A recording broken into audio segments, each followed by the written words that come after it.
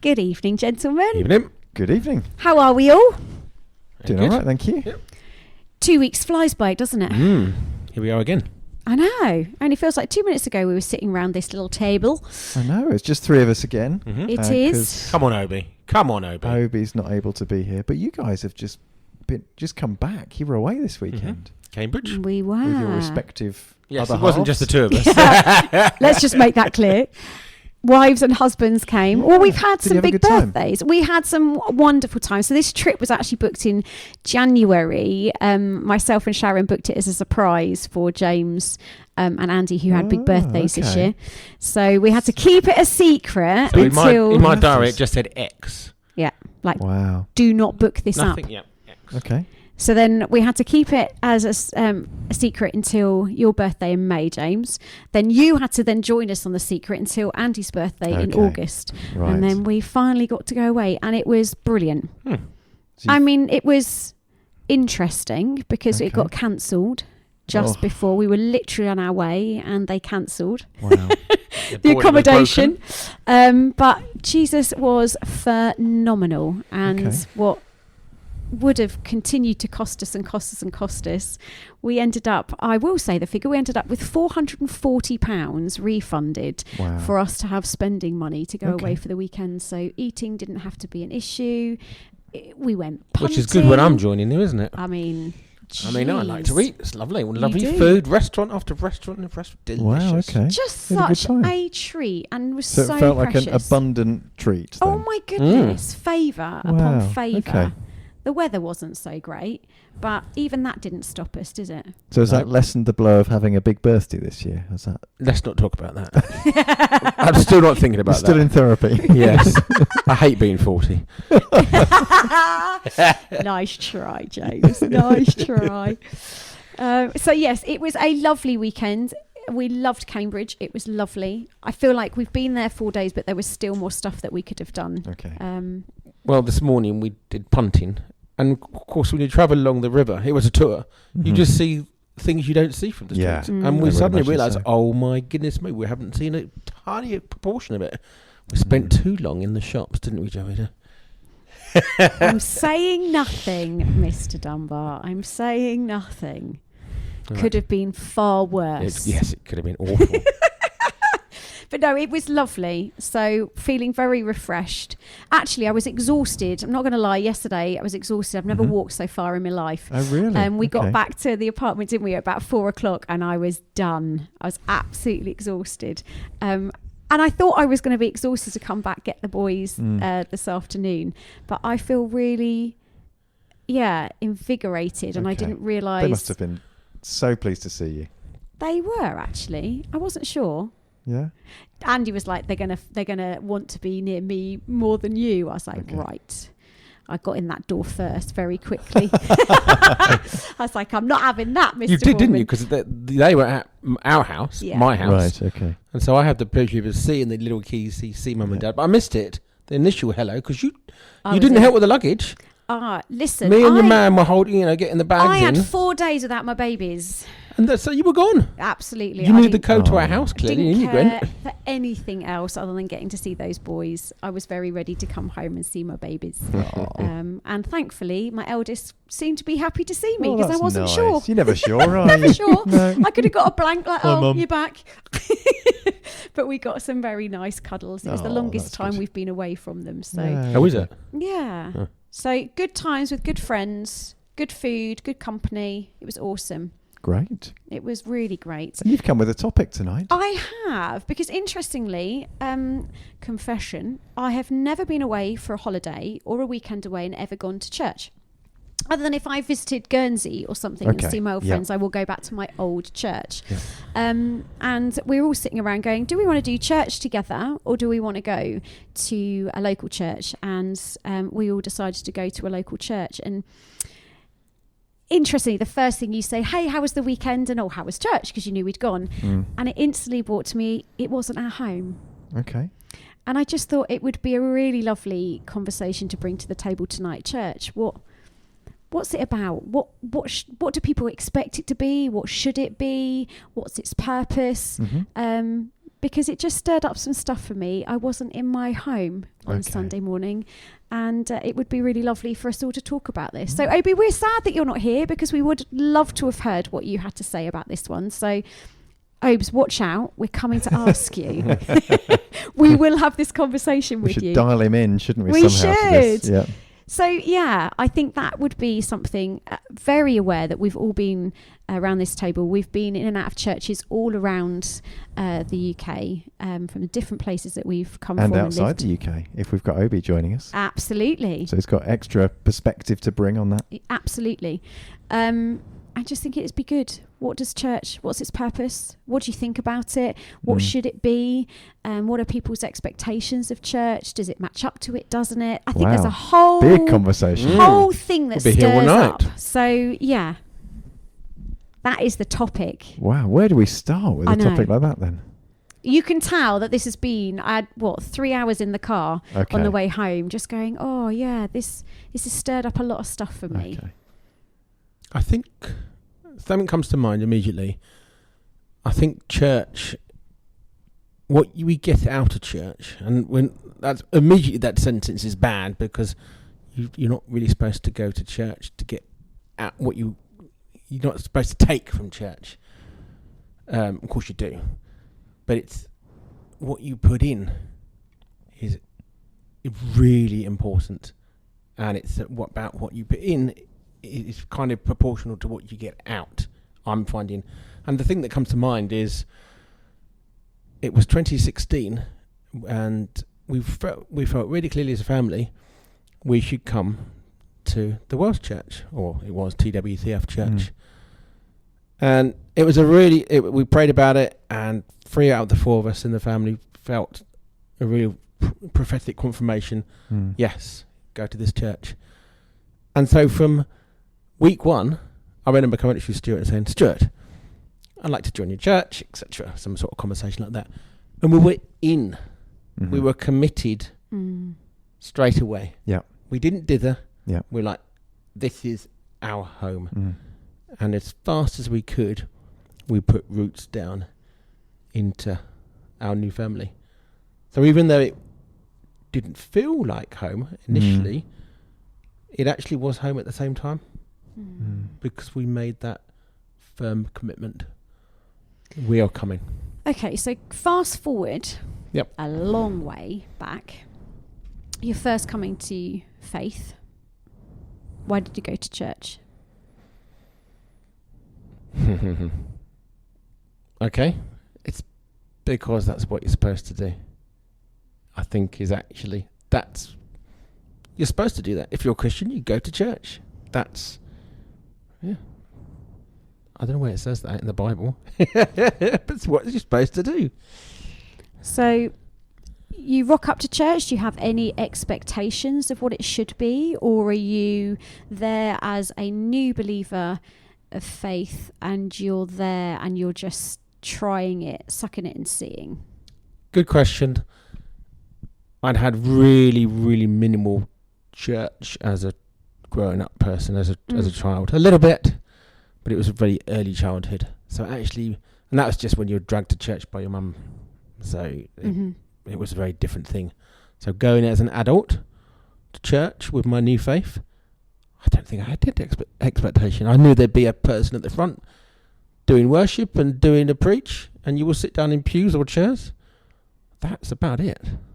That was my expectation. Okay. Yeah. So over the years, has your understanding of what church should be or what you want church to be changed? Of course. I know you're going to ask me to define that, aren't you? I think I've always... No, I haven't always. There's been times that I've gone to church and it's about what I want to take out of church. And I can remember sitting in a church and I had... Maybe I didn't have my arms folded, but in my heart, my arms were folded. You know when you're sort of sitting there in judgment going, wow, this is a load of rubbish singing and rubbish preaching, judge, and it wasn't up to my standards. And it dawned on me, oh, this is so wrong. This is so wrong.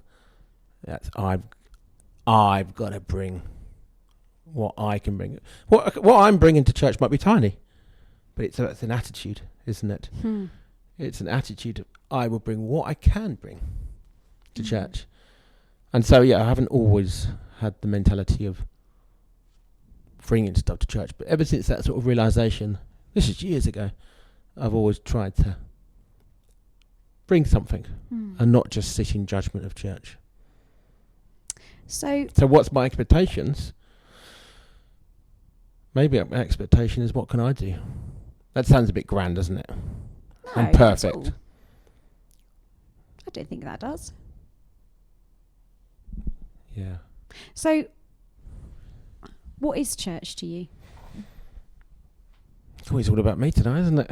We'll go round and rush you in a minute, but you can have your started turns. speaking. Oh, no, I didn't. Yeah. What is church to me? It's apart from my. It's everything, but you can't. It's a bit of a big thing to say. It's everything. It's every part of my faith. You can't say that, because my personal relationship with Jesus is way bigger than church. But at the same time, church is such a big part of my relationship with Jesus.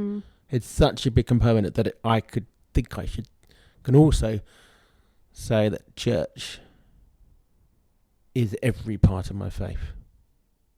I'm grounded in my faith and I'm grounded in my church. And the two are sort of inseparable, really.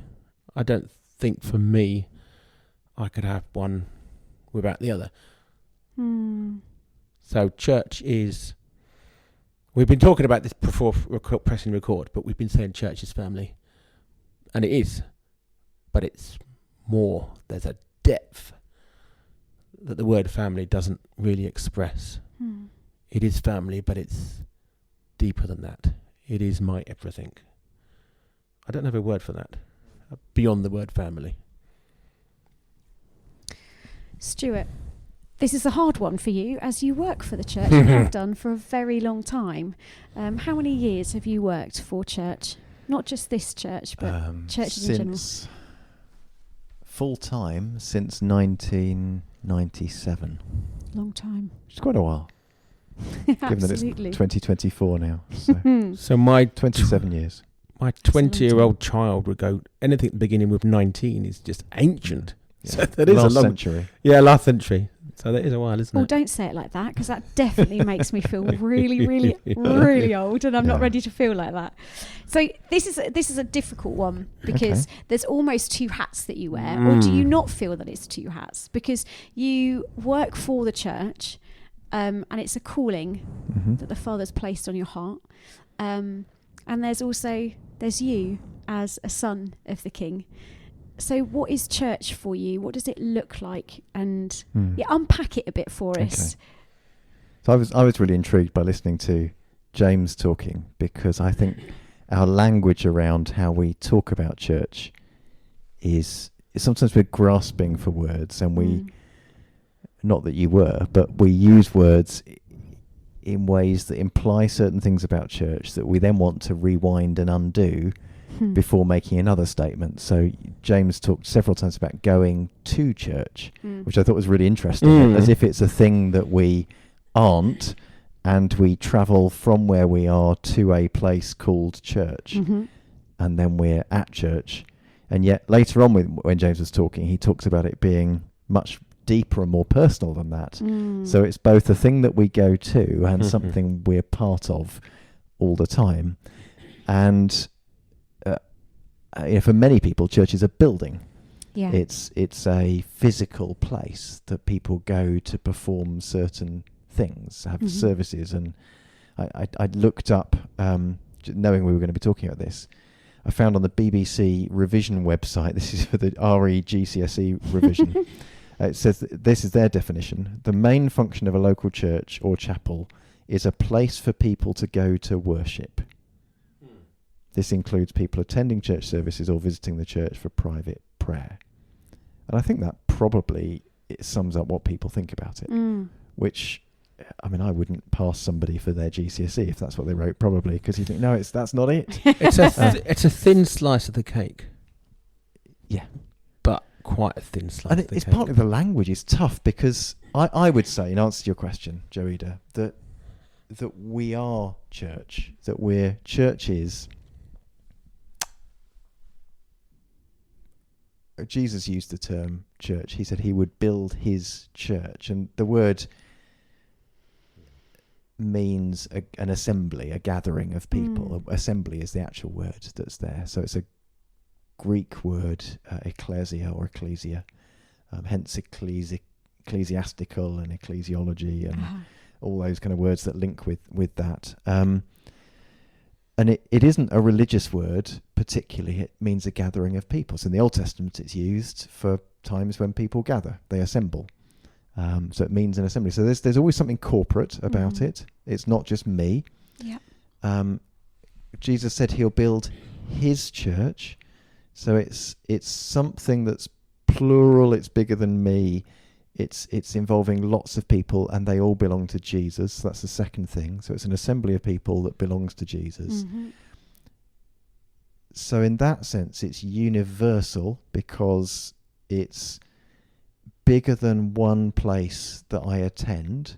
It's me being part of something Jesus is building in the earth. So that's beginning to give us gives me some shape to it. So for me, it's about being part of God's people on the earth, and that's how I see church in the biggest way. I'd probably go back to Genesis 1, 2, and 3 and see God creating people in his image, giving them a place to live and calling them to fill the earth, rule over it, subdue it, extend the blessings of Eden out to the whole of the world, seemingly. And so I think what Jesus and Israel's called to do the same with their nation, the church is kind of carrying on that mandate. We're grafted in, Gentiles grafted into God's people, and carrying on that mandate of bringing God's blessing to the whole world, being God's people for the sake of the nations. And I think that for me is what when we talk about church, it's so many different layers.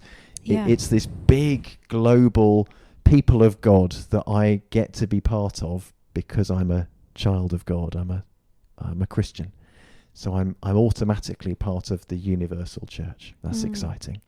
That defines my identity. It's connected with my identity as a son of God, and it gives me brothers and sisters in other nations around the world, people who are my family, that belong to me and I belong to them, even though I've never met them. So that's amazing. But it also gives me a local gathering of people that I'm connected to in a more intimate and personal way. And then we have buildings that we talk about going to church as well. So it's multi-layered and complex. But it starts with our calling to be God's people, and that puts us in connection with others globally and then locally as church together. And then from that we get to be, what does it mean to be a local expression of church?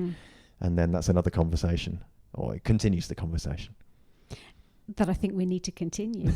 Because I think what I really love about that is you've just made it so beautiful, bringing it, because I think sometimes we can be so stuck by what it is at a local church. What is it? My church. And what you did then is just literally took the sides off the word church, took the roof off it, and put us all in it. Those of us that are believers of Jesus, the followers of his way, we are the church. We are his church. And you've literally just taken the roof off and taken out the sides and expanded it to a universal thing, which is so beautiful. And that's the bit where when you travel overseas, for those of us that have been able to, and you go to be part of church somewhere else, and you sit with brothers and sisters. I've been to several countries where I've been part of a gathered congregation, most recently where the only word I recognised in a sermon, the whole service was Amen. Mm. And you know, I've got no clue what's going on. You could follow the service pattern because there are certain, you know, I knew when the announcements were being made because there's a way that announcements get made. And I knew when the offering was being taken, and but I didn't have a clue. But we were together with brothers and sisters in Christ, and it was really special. Other times when I've been in church in the UK, and a bit like James was saying, you know, there's so many elements of the service. I thought, it's really grating, or I couldn't come here on a regular basis. And then we've got to communion, and I found myself weeping as I'm sharing communion with my brothers and sisters. And you think, we're family. We belong together. There's something here that, some details are different, but actually this is my family. And it's been so deeply moving. So that there's that deep connection that's there with other Christians around the world. And I think I like the fact that what you did was brought it away from this micro managed local church. An organisation almost. Yes. And I really love that. And I think there's part of me that needs to go back and go, hang on, I need to listen to what you just said again and take some notes and be in that place where you take yourself out of your very micro small and thinking of the big and seeing that bigger picture and that bigger understanding. Even within sort of, you know, I think of Tunbridge Wells and the amount of churches that we've got here. Yeah, loads. And you want to go, hang on, come on. What, we're all part of Jesus' church, absolutely, right? Absolutely. And we can be so stuck on our church and our way, or what we don't like and what we do like, and be quite criticising and judging. Amazing that there are some churches that would do things so differently from another one. We've got churches with very different theological persuasions on issues that they might consider to be absolutely crucial, and yet I might say, well, we couldn't do it that way. It would be, you know, fundamentally wrong for us to do it that way, and yet one day we'll be before Jesus together, worshipping and delighting in him. And somehow there's grace now for us to follow him in a way that, you know, we have enough wisdom to do and enough revelation to follow the particular way we do, and yet in some time to come, none of it will matter. Absolutely. And we stand before the King of Kings, which is amazing. Just awesome to think. And that image of that heavenly gathering as a countless number. I mean, that from just every tribe and tongue and nation gathered before the Son of God. That's just awesome, isn't it? I mean, it literally blows your mind, because when you think about when you're in, say, for instance, with us guys being at Wildfires, and we were in there. There's a few thousand there. And when you're all worshipping. And multiply that to the point you can't see the end of it. I mean, you can't even imagine. When you get into a place where there's thousands of you together, there's something, and you know that God is in the midst and everyone's worshipping the same God. There's just something that moves me to think that on the magnitude it's going to every be. Tribe. It's just going Imagine the sound. Come on.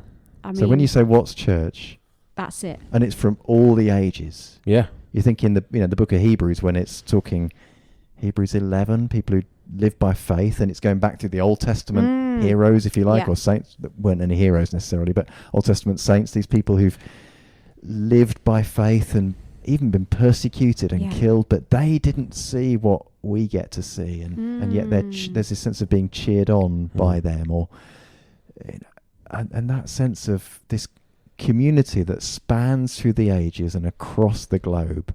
That's church. God's people from all nations, all tribes, all tongues.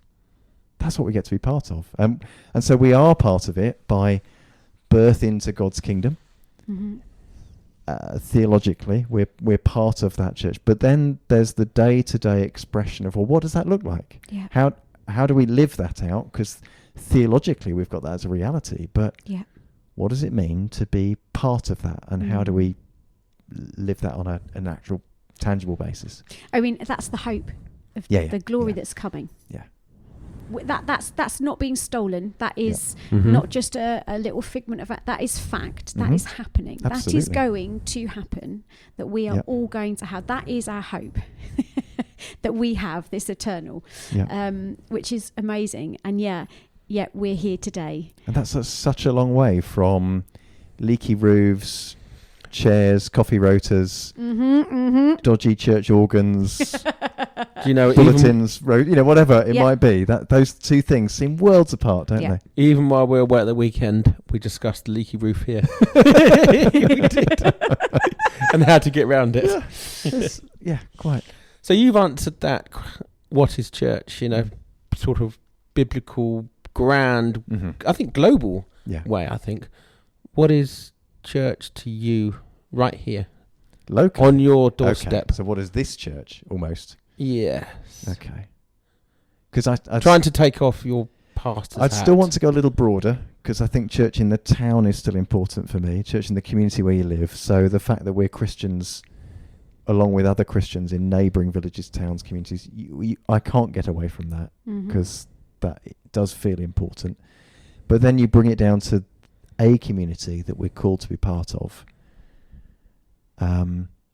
Church, being church together means being part of a living, breathing community organism. It's for me, it's active, alive terms, not static organisational terms.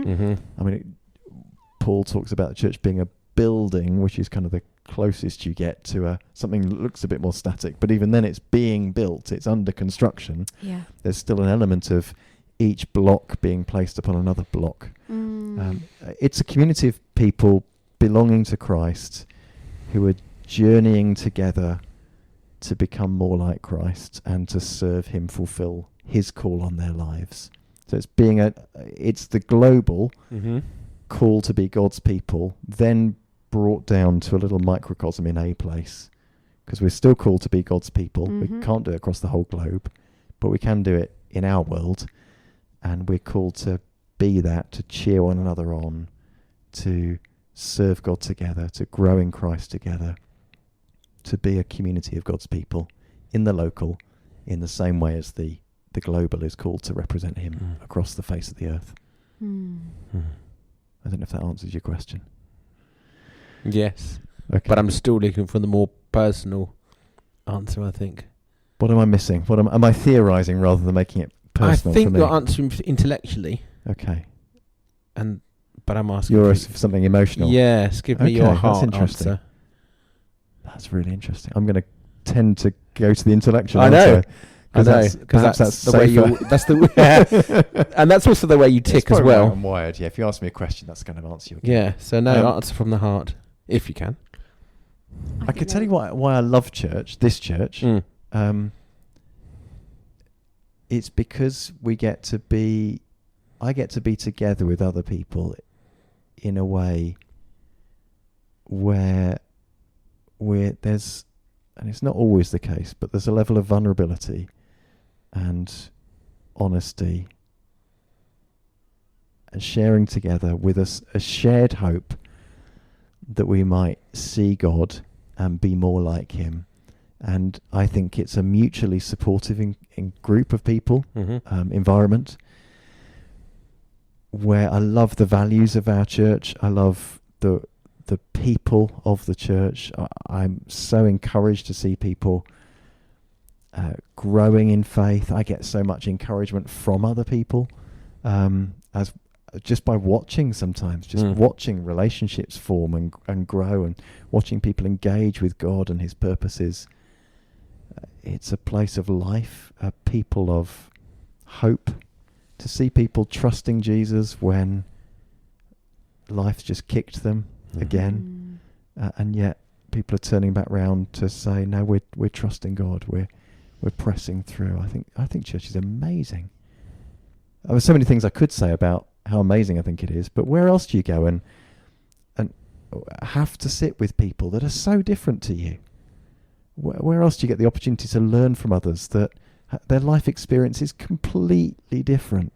In a workplace, you've got a kind of curated group of people who with similar skill sets, often a similar interest. University, you're divided by course and all sorts of things. But in church, yes, you've got faith as a commonality, but people are so different, and I love that.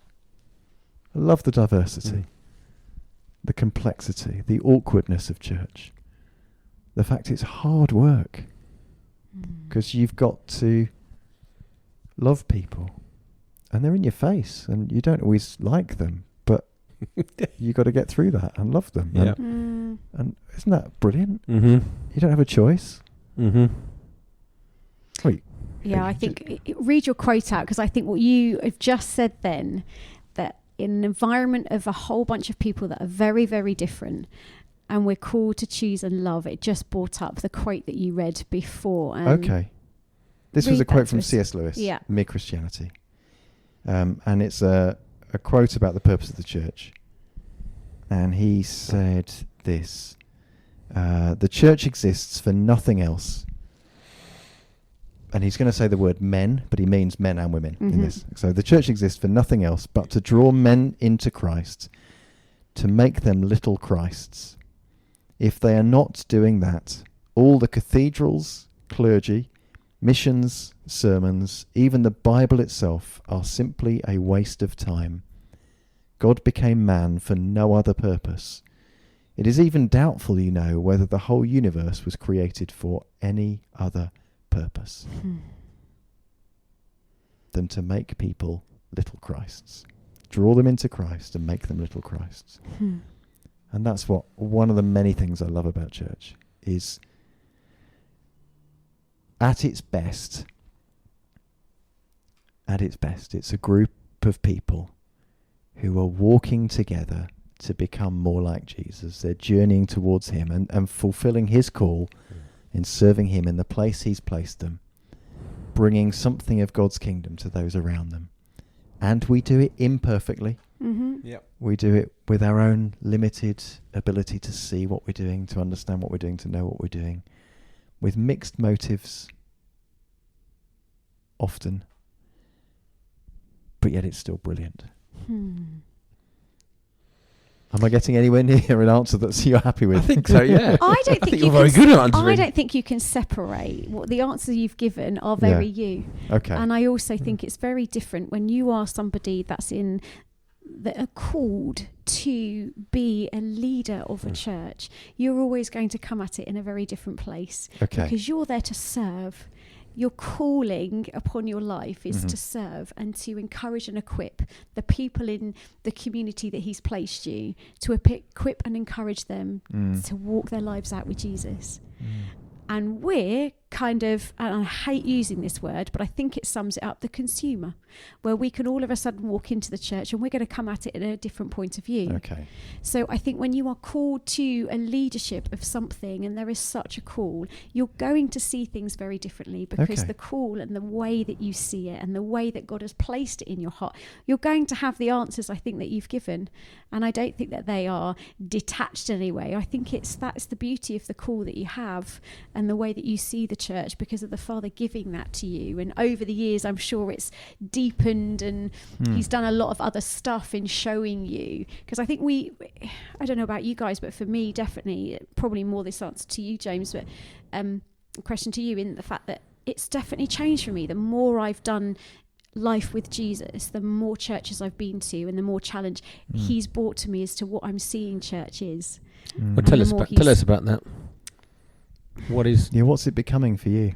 And what was it? What was it? And what is it?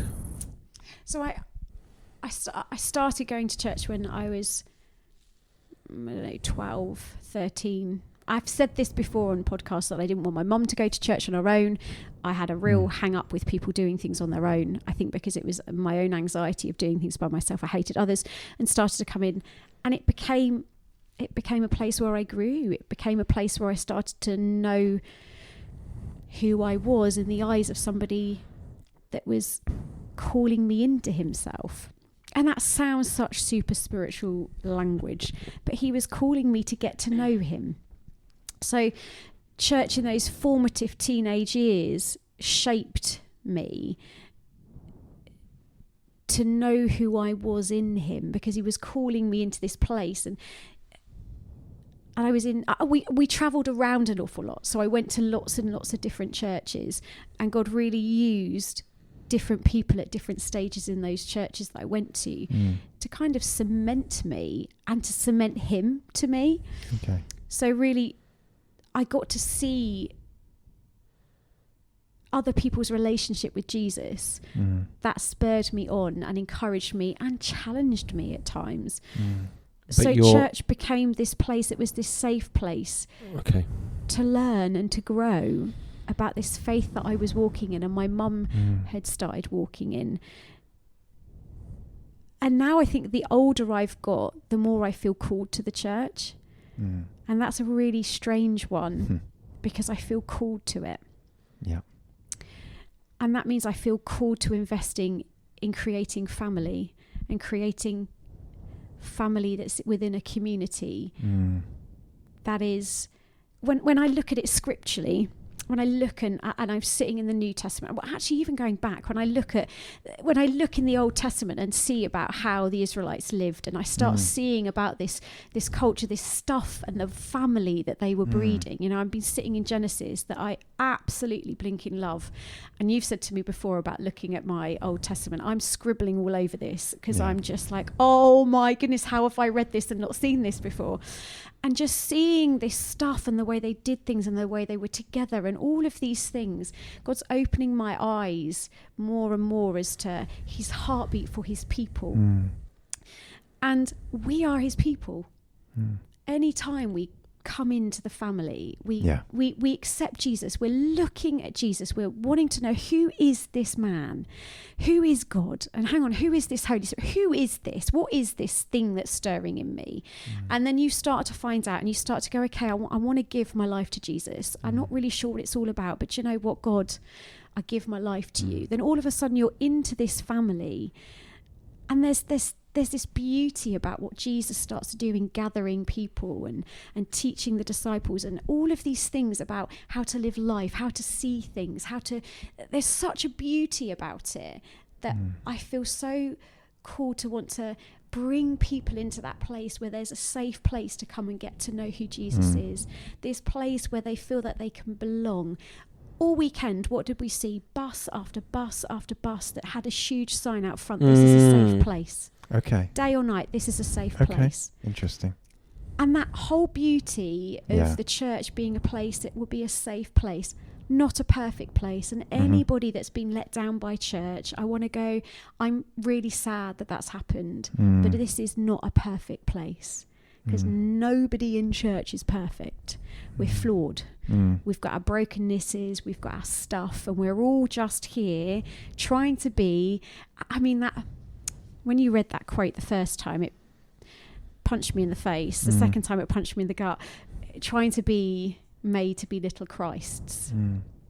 I fail at that miserably many a time because I'm far from Jesus. He is transforming me year after year after year, and he will continue to do that until he calls me home. But we are a bunch of people that it wants to be that safe place to give you an opportunity to get to know Jesus and to be with others, that it's safe to worship and it's safe to pray and it's safe to ask the questions. It's that beautiful place that just should be where I walk in the room and I walk into our church and it's like I'm home and I'm with my family. And that doesn't mean I know everybody really, really well, but it does mean that I come into this house and I feel home.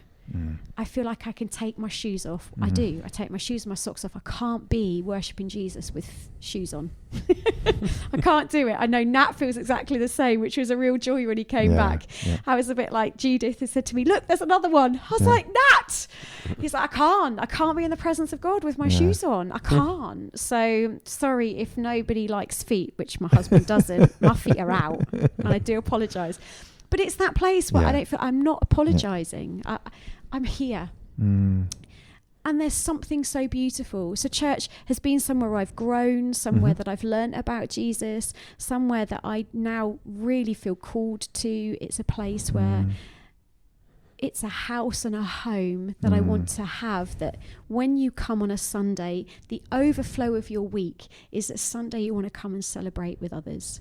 Yeah. that are like-minded in the fact that they love Jesus. Yeah, come on. I can grieve with others. I can Yes. come on a Sunday and go, I have Yes. clawed myself here, Yes. and I know someone's going to have a bucket load of tissues for me, and I can Yeah. grieve with them, and Yeah. it's safe and okay. I can come and just let other people sing worship, because right now, Lord, I ain't got nothing in me, but I'm here. Yeah. I'm here, and I'm going to allow other people to worship, Yeah, because come this is my place I need to Yeah. be, because there's nothing better for me to do than be in your house, God. And I think that passion for me has shifted over the years, that I want my boys bedded in. We were called to this church because of Ezra, and it's such a joy. When we were planted down at South for a while, I'd said just before COVID, I'd said to Andy, I really feel that we're going to end up at Central. And no sooner did COVID happen and we ended up here, and seeing my boys flourish as they've done in the last 5 years being back here in this building is what it's about. I want my kids to be embedded into a safe place where they will grow and they will belong, and they will have other kids that they will just know are their people. Because to belong is really important. And the house of God, the family of Jesus, is about belonging. That's one of the biggest things Jesus has ever spoken to me. You belong. You are known, you are seen, and you are loved. And I want to share that, because that is the essence of the gospel. That you're forgiven, you're seen, you're loved, and you're known. And no better place than to be in a place where is your family, the church. And Sunday is the icing on the cake for me. Sunday is not the be all and end all. Sundays for me is I can't wait to be there, because to worship with other believers is beautiful. And people could say, oh, that's okay. You could say that because you lead worship. Nah, even when I'm not leading worship, there's nothing like worshipping in the house with other people. Nothing like experiencing the presence of Jesus with other people. And that's what we're called to do. And it's the overflow for me. It's not my be-all and end-all. And if it was, I'd be missing out. And I want church to be the springboard of that place where people will go into their week and want to press in more and want to read more and want to worship more because of what they've been and seen, being with their family. So church for me has so changed over the years, and I'm so passionate about a local church, a community where people can be, where it's open and you can just be. And I know we can so fail at making people feel welcome, and because we just drop the ball sometimes. We've got our own stuff, and I'm still trying to resonate. He's cranking up this desire for this in me, and I'm sitting with him going, I don't know what you're calling of me, Jesus. I don't get what you're asking, but there's an impressing that's heavy and quickening, that there is such a time as now, and this time. And I'm like, I don't know what to do with that. But I'm called to this community of church, and I'm passionate about it, because we need each other. And Absolutely. you need a house and a home where you come and be when you are blown around all over the place.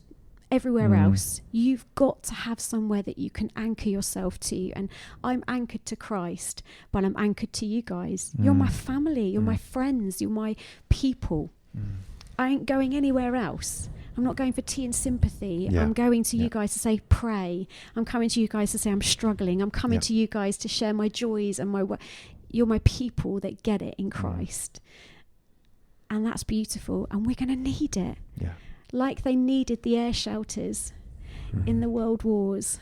We need each other, and we're going to need each other more as times are coming. Our kids need this now. They need this now. So church for me is beautiful, complex, but it's what Jesus wants, and it's what Jesus is calling and has always been calling us together to be, that there would be an identity that he is all over. And when he said about using other kings, when you look at his word and he says, I'm going to use these other kings, I'm going to use them. Why?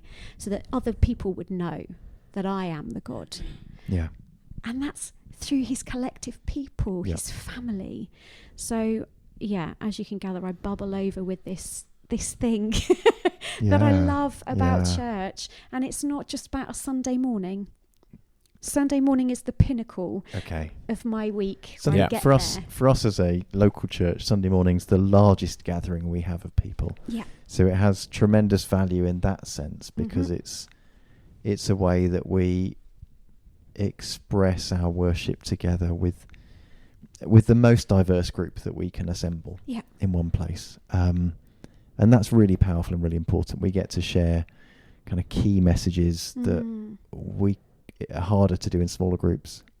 We get to experience worship in the presence of God in a way that you can in smaller groups very powerfully, but you then create sort of were you there that week moments Mm. all together, which you don't get in the smaller groups again. And so it's very important, but it's not the only thing. Church, we are church outside of Sundays Yeah. and outside of this building as well. Yeah. You picked up on belonging as quite a big theme, but you also spoke about and protection almost of this sort of caring environment that's a safe place. But you also talked about growth and wanting to grow, and you got me to read that quote, which is about becoming more like Christ. And it feels as though growing is quite painful. We talk about growing pains Yeah. for kids. It feels like growing is quite a dangerous thing to do. Hmm. And it's almost as if church is a safe place for dangerous things to happen, or God to do dangerous things, because He's calling us to get rid of some stuff Yeah. and to deal with some stuff. And we go through life and we go through some difficult things, and those feel scary at times. And the missional call He's given, when you think we're part of this call to reach communities and reach Yeah. people and share God's love with them, and first thing we think, well, they won't want to hear. And so it's kind of scary, the stuff God's calling us to do, but somehow there's this empowering that comes from being in a safe place. Yeah. Gives us, inspires us, renews us so that God can do the slightly dangerous thing in us. And I quite like that combination. I like that. Safe place What for God did to you do say? What did you say? A safe Safe place for dangerous things to happen. Yeah. Mm. Because And- God's doing them. And absolutely. And Mm. it does feel like dangerous things when He's Mm. wanting to shift and change your Mm. thought processes, Yeah. the things that you do with your hands and your feet, the way you do life, Mm. and bringing things to mind that there's confession that might need to happen, Mm. that no one wants to do. No one wants to do. Yeah. No one's hopping and skipping to the front going, I've got to confess. It's dangerous stuff We that don't even leaves you do that. really And that's raw. another church tradition, isn't it? Absolutely. Particularly the Roman Catholic tradition has confession baked into it, and there's all sorts of issues with that. Mhm. But we've lost something there. Mhm. I think that confessing sin to one another. Mhm. Let's forget doing it in a hierarchy to a Yeah. priest of some kind, but even to each other, Yeah. and really naming that only. That's a really dangerous thing to do. Because you don't know how anybody else is going to receive it. Absolutely. But you know what? Or if they're ever going to let you get over it, or forget it, or Absolutely. but yet, if it's a safe place and Yeah. and we Mm. create an environment of genuine belonging, then there's the opportunity for God to bring radical change. Yeah. Come in on.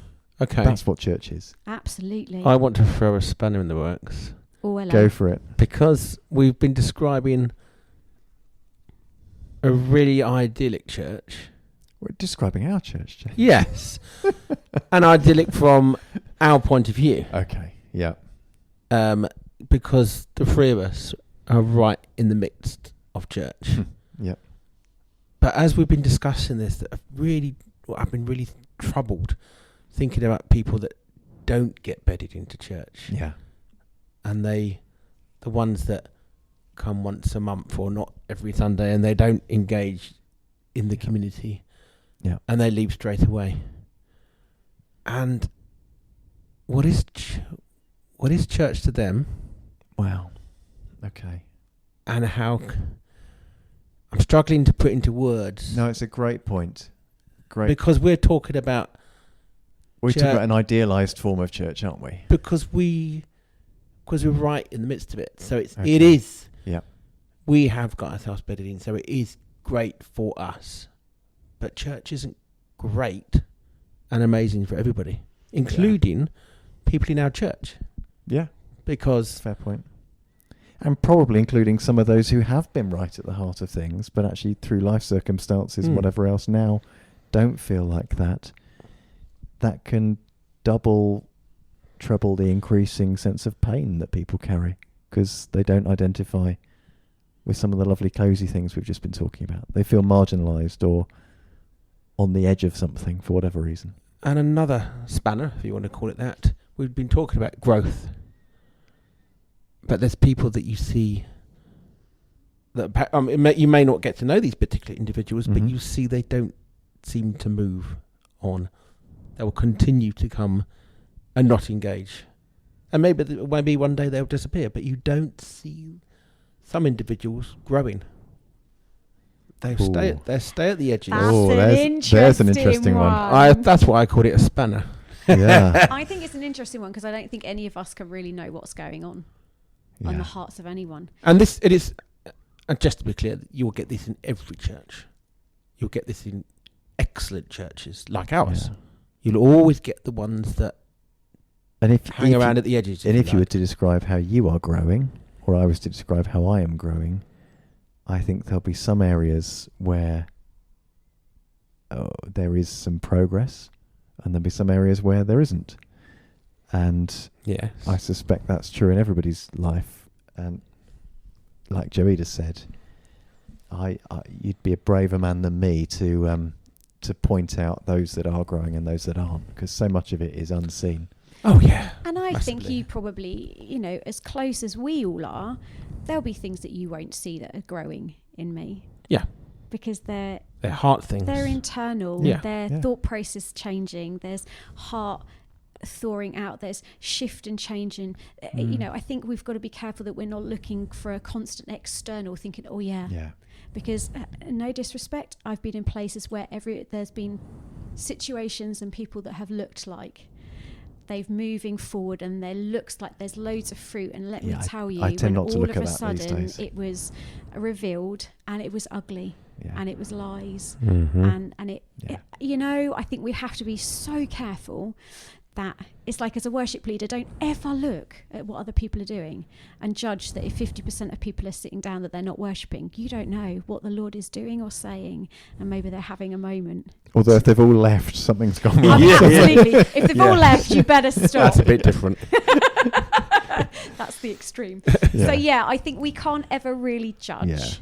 The Lord does talk about looking for the fruits in people's lives, and he's very clear about the fruits that you will be seeing when you're in relationship with Jesus. But do you know what? Sometimes that fruit, it takes a while to grow and mature, and I don't know, this is where it's sometimes the worst parts of church culture is the judginess and the stuff. And I'm not saying you're doing that.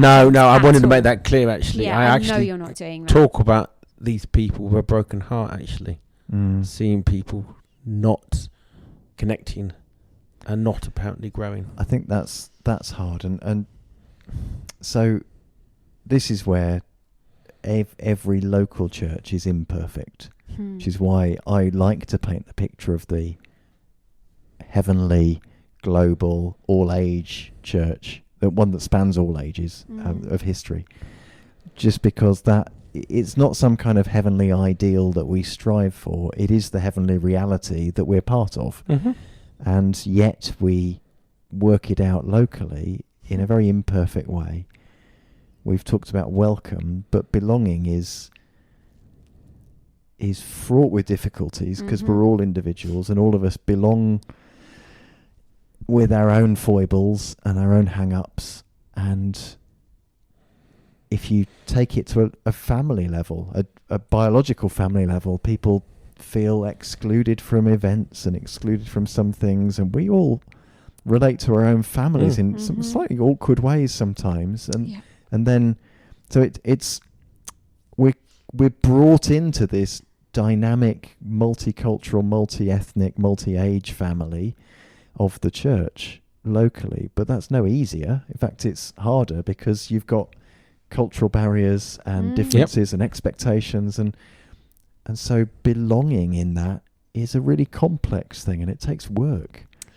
And for some people it's got pain built in because friends they used to have now aren't around, or they find themselves on the edge of conversations and not sure how to enter into them. Mm-hmm. It's because all of the things that happen privately then are magnified publicly. It's awkward. Yeah. Yep. And Yeah. so I do see what you're saying, James, I think, and Mm. it's something that we've got to keep working at. One of our values is about being an authentic community, and that's a value we strive towards, but we recognise we're not seeing that Mhm. fully yet. It's Mhm. something to aim for, that God's called us towards. And But we're as a I long said, way. it's common to every church. Yeah.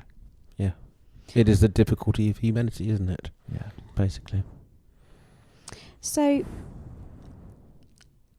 for me, as I've already shared, church is really important, Mm. incredibly important. If you're going to be a follower of Jesus, for me, church is non-negotiable. You can't do it alone because we're not called to do this, walk alone. I don't think you can privatise faith No. in the sense of it's not like a course that you can do on your own. Mm. In fact, even courses are better done collectively, Yeah. aren't they, generally speaking? If you want to Yeah. learn, you're best learning Mm. around others. And if part of what Jesus is doing in us is shaping us and transforming us, like you said earlier, Joida, I have learnt so much through observing others, Yeah. Mm. listening to others, learning from others. That's why, for me, church is so precious, because we Yeah. get to see others grow, but Mm. also we grow ourselves by hearing from and coming into relationship with others who are that bit further ahead than us. in Iron whatever sharpens aspect of life. iron. Yeah, Yeah. absolutely. And I'm doing that still. All these years in, almost every conversation I have, I learn something from. Mm-hmm. Doesn't matter who it's with. Yeah. And I'm often humbled because I'm learning things that I should have known years ago. And yet I'm being helped to be more like Jesus Yeah, in yeah. some aspect. And even if it's a conversation that frustrates me, it exposes an aspect of my heart Oh, that needs that's good. dealing with. And, when you have those, you say, thank you, Lord. I've got myself in a situation where I needed something revealing about my heart. Mm. Yep. I don't get that as anywhere else as powerfully as I get in church. Yeah. So I'm committed to being part of this group of people and to this kind of community where we belong together. Mm. I don't know whether this is a commonly known analogy. It's one that I love. If you take a coal fire and you have a hot coal in the centre of that fire and you take it out and you put it on the mantelpiece to the side, that coal alone will go out. It cannot stay lit by itself. It's only together as a community of coals the coal fire operates. And it's the same as us as individuals. You take the person out of the church and put them alone, they don't function. We are designed to function as a family Yeah. together. Yeah. And we recognise, globally, nationally, there are scandals that hit the church. There are faults and problems. Our own church is not led by perfect leaders. It is led by imperfect people who will hurt others unintentionally, I trust, and maybe intentionally at times. I hate to think that, but we're Mm. imperfect people. Well, just And so that's going to be reflected in all sorts of uncomfortable things that people experience in church. That's never our goal. Yeah. The goal is to be a community following Christ. But yeah, church is messy at times. just to bring in the devil on this one. I've personally speaking, I've noticed more consciously lately how he's having a go at my thought life. Okay. He really is. And that, of course, that's just me. And the devil hates the church, Mm-hmm. obviously. So we're not only talking about a humanity thing here, we're talking about spiritual Mm. battle. And while we as human beings are trying to build the church, and Jesus is trying to build his church, and is building his church, you also have to be aware that the devil is against it, and he will break into our weaknesses as human beings and cause division, etc. That's just the nature of things. And he The likes nature to of the spiritual. isolate. He likes to isolate. And isolate. I think that's one of the things that I think we Yeah. have to be so careful. Is the king of lies. Yeah, he loves Yep. to bring you out And and divide. isolate you somewhere. You Yeah, have to Yep. divide and destroy. absolutely. Yeah. He does. And I think the more, again, I'd say that the only reason we know any of the stuff that we can speak about is because we've done years of relationshiping with him, hard stuff, good stuff, knowing his word. I mean, I think I bang on about it loads, but there's such truth and life that you learn in this that keeps bringing you back to the reason why we should meet together. What, from the very beginning right to the very, very end, it doesn't talk about isolation and going away. It talks about being together. It talks about encouraging, equipping one another. It's constantly, Paul's, all his letters were not to individuals, they were to groups of people that were gathering. And I think it's really important that we remember that when we're choosing, don't get me wrong, I didn't do church on and off for nearly 2 years, but it was totally a time when he'd said to me, it's okay. And I needed to go away and heal up. I needed time out and away from a really tricky situation and time at the church. And he very clearly said to me, daughter, you go when I ask you to go. And there were specific Sundays I knew he called me to go back to that church that I went to.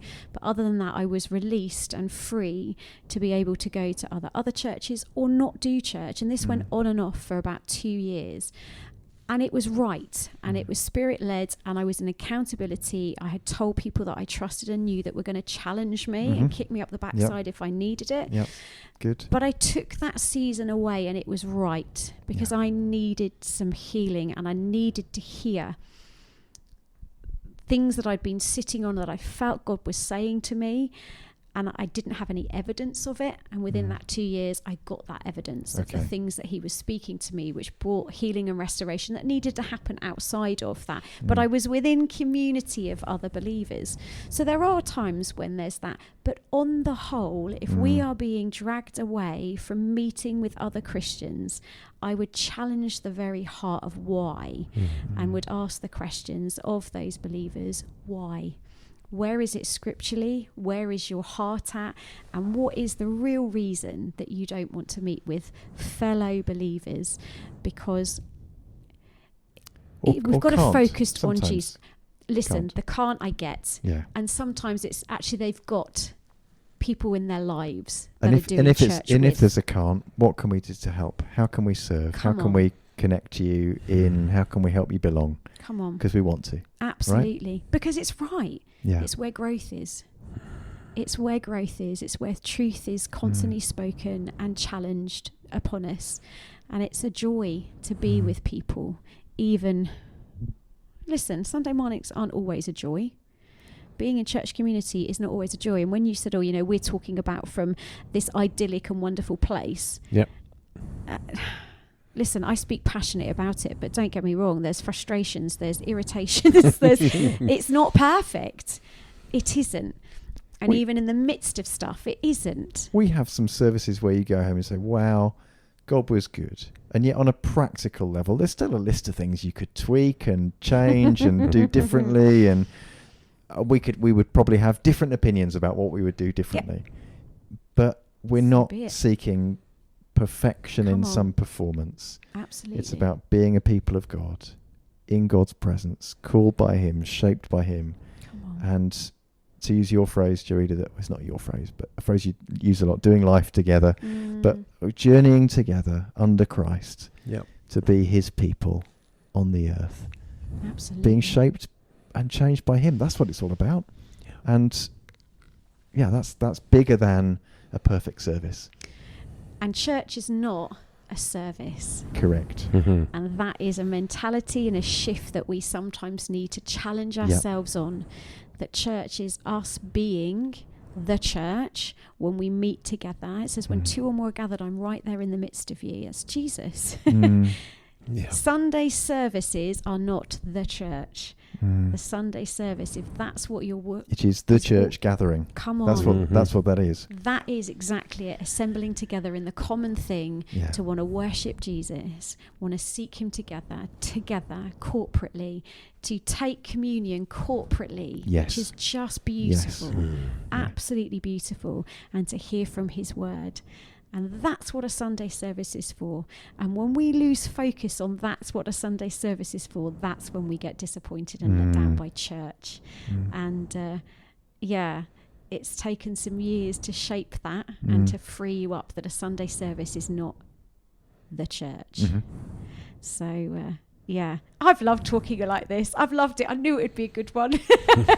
I love bringing a topic that's just going to bring up a whole load of stuff. And I really, really hope that the conversation that we've had would start a conversation with others, because I love it. I love sparking a conversation. I think it's healthy. I think sometimes, like you said, Stuart, and it was so right, that actually sometimes when you're in a conversation, there's a frustration or something. Why something brought up, and then it just made me want to go, oh jeepers, I've had many of those where you go back and go, Lord forgive me, I had no idea that was underlying there. You need to deal with this. And that's where sometimes conversations are a good one, to spark something, to start a conversation that would bring up stuff, some passionates of yours that haven't been there, or some challenging thought processes that need to be challenged. And I hope more than anything tonight's conversation, I mean, it's challenged me, that's what will happen, that it will start a conversation around a coffee with somebody that would just want to bring up what church is to them, and to go back to scripture and find out what Jesus said about gathering, and what it looked like, and what should it look like, and what is our unfair expectations about a Sunday service, and are we blaming church for a naff Sunday service, and a Sunday service is not church. And I would just, I hope this sparks conversations for people. And that's what our podcast is about. Not that we've got the answers, but we would really hope and pray that you'll get someone to listen to it, and it will spark conversation up for you all, like we have done tonight, because it's rich and it's beautiful, and this is what we're supposed to do in community. And I hope more than anything, for those that have been hurt or let down by a Sunday service of people, that it would just bring you to a place where you might want to just step into church in a different way, and not see Sunday service as the only thing of church. That church is a body of people, and you don't always have to know everybody intimately, but you do want to be in church and know a few, and that costs and it takes time.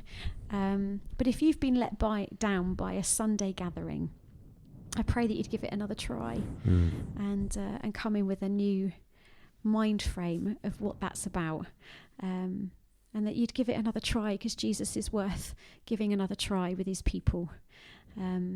Guys, thank you for tonight. Thank you for honesty. Thank you, Stuart, because it's not always an easy conversation to bring when you are the head leading our church to ask you some of this stuff. So thank you. Well, thankfully it's Jesus' church that we're all part of. And that's not just a cop-out. It really is. He's the head of the church. Yeah. So we get to play our part in what he's building. That's good. What a way to end. We'll end it on that. All right. Good night, gents. Good night. Good night.